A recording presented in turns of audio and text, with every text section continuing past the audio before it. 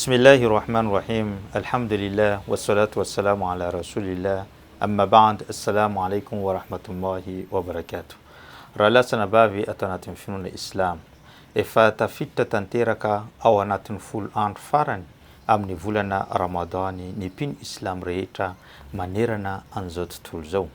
Amin'ity androany ity dia mahakasika an'izay folo andro farany zay no ho resadresantsika sy ifampatsiahivantsika amin'ity androany ity.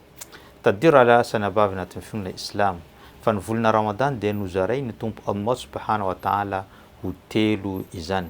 Ka ny folo voalohany izay efa lasa dia niainan'ireo mpino Islam mpantanteraka an'izany fifehezana zany tao anatin'ny rahma na ny famindram-po. Ary ny folo andro faharoa kosa dia niainan'izy ireo tao anatin'izany maghfira na ihany koa ny famelan-keloka. Ary ny folo andro farany izay misy antsika ankehitriny dia ao anatin'ny fanavotana faobe mba tsy ho isan'ny vahoaka ny afobe. Ary izany tenenin'ny mpaminany sallallahu alayhi wa sallam amin'ny hadis manao hoe walillahi untaqa'u minan nar fi Ramadan wa dhalika kulli layla. Ary tompo Allah subhanahu wa ta'ala manao listra ho an'ireo olona afaka tsy ho isan'ny vahoaka ny afobe amin'ity volana Ramadan ity, ary izany dia isaky ny alina no hanaovan'ny tompo Allah subhanahu wa ta'ala an'izany listra izany.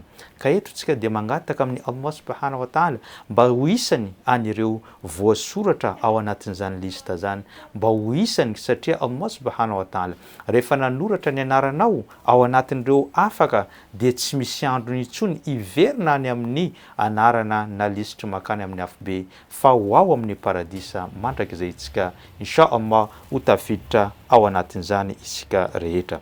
Tadio raha lasana bavy atao anatin'ny finoana Islam fa i mpaminany sallallahu alayhi wa sallam no modelintsika amin'ity fiainana eto ambony tany ity.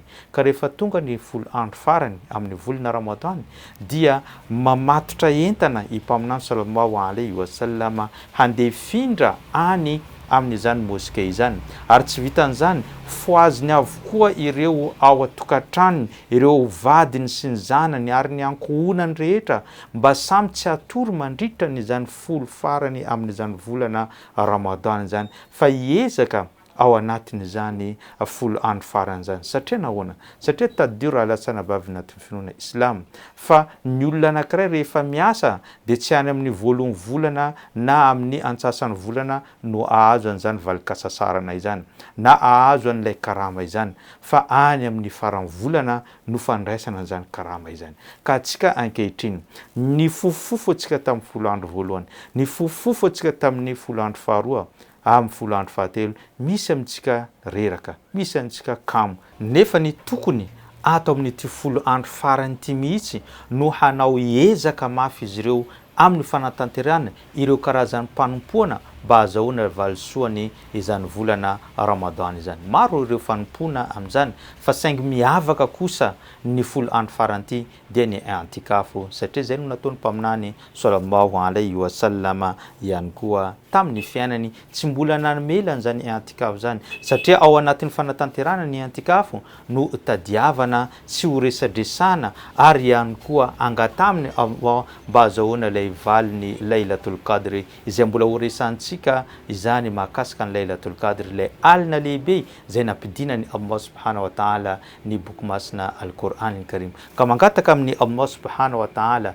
atsika rehetra omeny hery ary omeny tanjaka ary omeny fahazotoam-poa mba ahafahantsika mitsangana amin'ny ity alina farany ity, ary ihany koa ity folo andro farany ity no hanaovana n'ilay tahajjud, zany hoe misy ny tarawe ary misy ihany koa amin'ny alina rehefa aoriany misasak'alina dia mitsangana ihany koa ireo mpino Islam manatanteraka an'izany tahajjud zany, na dia tsy misokatra aza moské amin'ny faritra sasany dia tadidio fa afaka anao manao an'izany tahajjud zany, ianao sy ny vady aman-janakao, ny ankohonanao, foazo ny ankohonanao miaraka manao an'izany tahajjud zany tsika, ary insha Allah ho isan'ireo olona voasoratra mba tsy ho isan'ny vahoaka ny afobe antsika rehetra, ahazo fahasoavana ny volana Ramadan, ahazo fahasoavana iona amin'ny Allah, handray ny fahasoavany fifehezana antsika insha Allah. Zay ngamba no fampatsiahivantsika tamin'ity androany ity. Isorako anao nanaraka an'izany hatrany ampiandohana ka hatramin'izao fiafaran'izao. Wassalamu alaikum wa rahmatullahi